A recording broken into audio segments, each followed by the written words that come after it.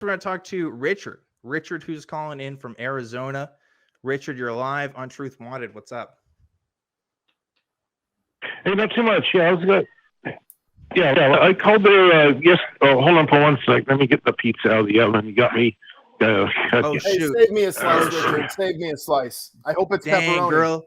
Hey, girl, you want to come over for some Truth Wanted and pizza? Yeah, that's a date, dude. I like it. Is Netflix on as well? Yeah, no, okay, we need Truth Netflix. Wanted. Just Truth Wanted. Truth Wanted and chill. Yeah. That's it.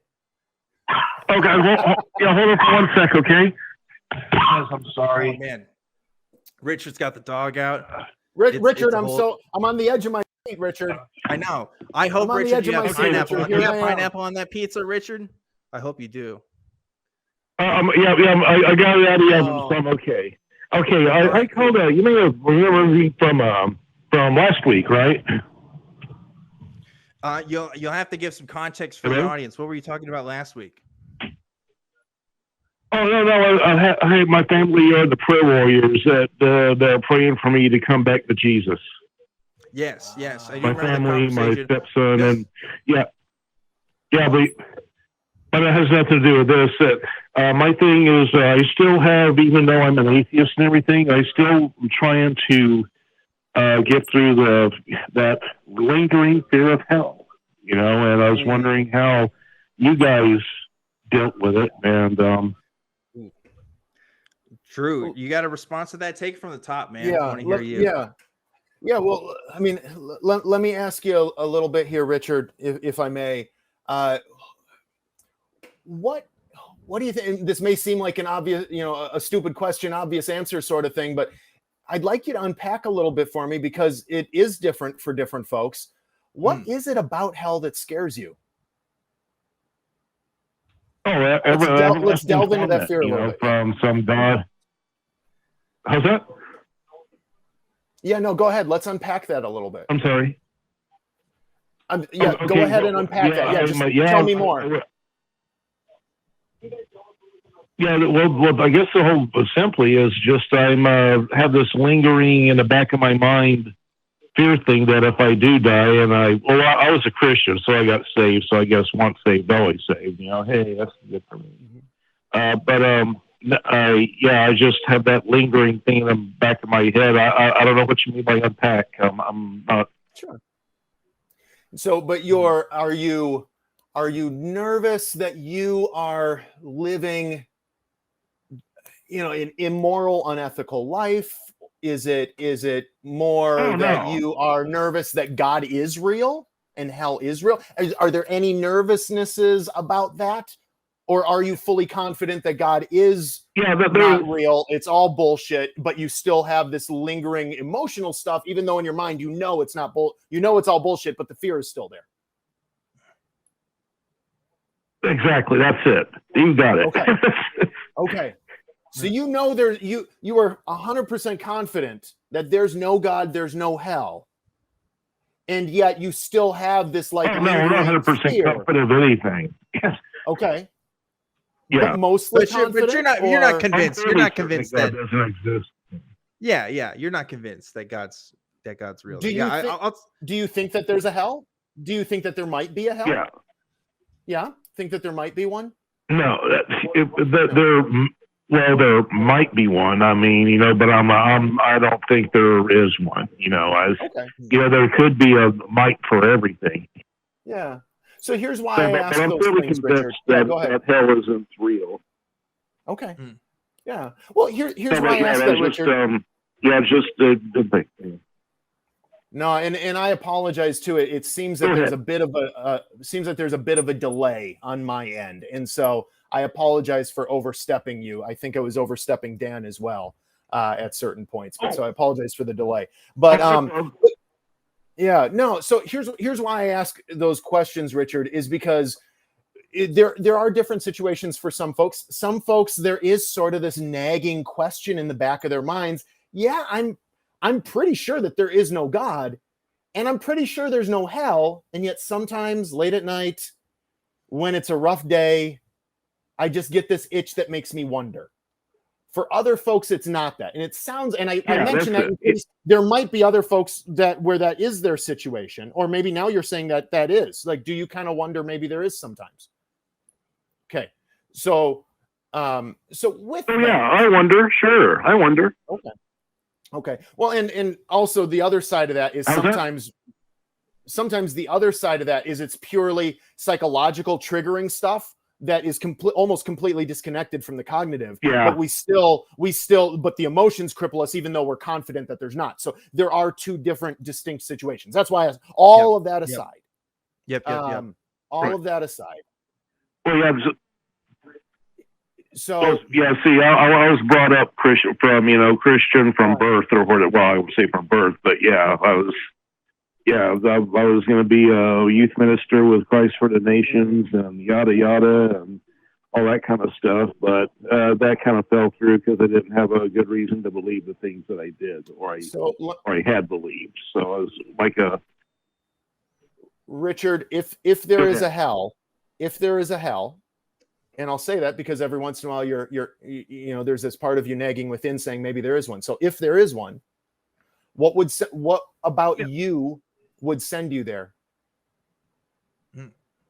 What about you is deserving of it? Oh, from going away from going away from Jesus Christ and slipping away from the church and that kind of thing, because like I say, I was saved a couple of times and rededicated my life a few times. But yeah, that's basically it. See, there's this. Have you ever had anything? Yeah, go ahead. Yeah, I want to chime in here because this hits home with me. For Richard, you watched the show. Maybe you've heard me tell this story. I've told this story before on this platform, but the week that I did my follow-up interview with Anthony Magnabosco was when I was talking about my story. It was the first time I'd ever told the world that I was an atheist, right? And that this is the conclusion that I come to. Obviously I had conversations with friends and stuff, but this is the first time I was making it kind of a public statement about it.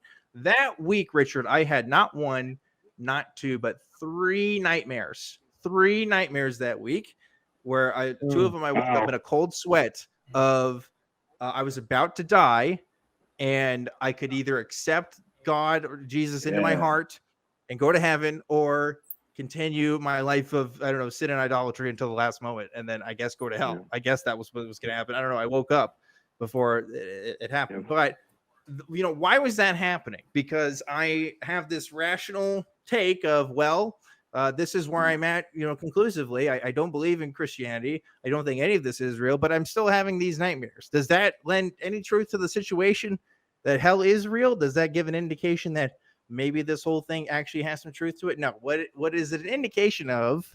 If anything, trauma, but not even going that far. It's an indication that I was taught an ideology and taught a theology that there was going to be consequences for my thought and consequences for being honest with my doubts. Like, that's really what a lot of evangelical circles of Christianity do. That obviously this isn't true for all Christian theology. There's some that say when you're saved, you're always saved. You don't have to have these worries, but that wasn't the circles that I grew up with. The circles that I grew up with were like yours, Richard, where I had to rededicate myself to Christ constantly and ask him forgiveness for my sins, or else I was not good. I did not have keys to the kingdom, unless I made good with myself. So that's abuse. That is abusive. In any other context or situation, if we looked at an ancient society and saw that this is how they ran things, we would say, wow, that's terrible. That's horrible. We would never wish that upon people. And yet somehow we accept that for ourselves because Christianity is the mainstream thought in American culture, right? Pretty mainstream. It's pretty accepted that this is a thing that happens. So the good news is, Richard, is that your kids, if you have any, well, actually, I know you have some because you were talking about it. The future generations will not have to suffer as much as we have in this suffering, because it is a kind of suffering. Thankfully, I've been able to work through that myself and just keep living my life. And I don't know how long it's been for you, Richard. I hope you can say the same. But there's not one whole cure for this, right? And anything like if you go to cognitive behavioral therapy, you usually have to go to more than one session. It's usually not just a one and done thing. But talking about it with other people, talking to folks like us, talking to other people who can relate to you in your situations, that seems to be the way to go. That seems to be some of the best things you can do for yourself, and remind yourself that, hey, this was the situation that I was a part of, and this is not cool. And I'm here to affirm to you, Richard, that situation, that's not cool. You should not be having fears or doubts as an atheist that you're going to burn for eternity just because you're not convinced that a book that claims it has miracles and things can happen that you've never seen is true. That's not reasonable by any stretch of the imagination. So if I can do anything for you today, Absolutely. Richard, I would give you that affirmation and tell you you're all right. So that David, was a lot. Richard, I'd like to encourage you with one other thing here, Richard. One other takeaway here. So, in addition to surrounding yourself with community and other voices who are in the same spot that you are, just like Objectively Dan was saying there, I think that normalizes it for you. You realize you're not the only one who has this fear, and each person that you share that with, who shares that experience with you, you can see how there's different sides of it, right? They fear it for different reasons, and it normalizes it. Also takes out some of the mystery, some of the power out of it. But there's one other thing I'd encourage you, and that's time. Time sucks in some ways, though, because time takes time. So, like, I think of, now this is a sort of a totally different kind of situation, but when I was in high school and I first started driving, I was a terrible driver. And I got in like 5 accidents in my first year of driving. And it was so bad that then for the next 3 years through high school and beyond that, I would have panic attacks when driving. Anytime I would pass someone, and I grew up out in the country, so we didn't pass that many people, right? But anytime I would pass somebody or driving on a road with a deep ditch, I would get so panicky. I was convinced I was going to fall into the ditch. I was convinced that my car was going to go off the road. Why was I convinced? And it didn't happen, by the way. It stopped happening. But why was I convinced? I was convinced because that's what my previous experiences had taught me. When our previous experiences have taught us to believe in the existence of hell, even though it's not real, hell's no more real than me having to fall into the ditch every time I drive is real. But when our experiences teach us that something must be real, it takes a while for us to shed that fear, that trauma, that belief. But eventually, hopefully, especially under the care of a good therapist, perhaps, eventually the distance behind those beliefs grow wider and wider apart, and the fear starts to minimize. And so I'd encourage you, I wish there was an easier answer, but Richard, I encourage you, just hang in there, my guy, and hopefully over time, it'll get a little easier, and surround yourself with good community to help walk that journey with you. Is that helpful?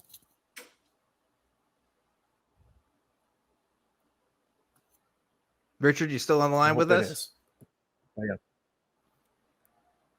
Richard, if you're still on the line, we can't hear you, but I'm going to go ahead and end the call now. I hope you're able to pick that up. If not, well, obviously, you're probably watching this on YouTube right now and seeing what you missed. So there you go. That's our takes on that call. But I'm glad Richard brought this up, because I think there is this, again, we're talking about identity. We're talking about what it means to have these labels. There is an identity, this idea that atheists are these cool, rational people who just, you just gotta think through all your problems, man, and it's all good. But it's no, we're still human beings who have nervous systems that can be affected by the trauma of our environments, the abuse in our environments, and yeah, I'm not afraid to call that ideology an abusive one. I think by any objective metric, it is. And that might, again, it's controversial to say to an average Christian, you to say, oh, well, this is abuse. You shouldn't be telling people this, but it is. And if it wasn't, you wouldn't have people like Richard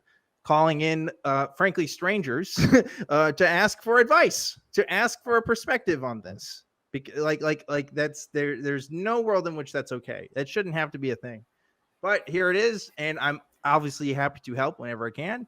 And share with those experiences, because you're right, Drew. It's when you're able to talk it out, when you're able to normalize a bit and say hey, whoa, this was crazy that we thought this is. Aren't we glad that we don't think this anymore? That kind of helps. It really does. It really, really does. Yeah.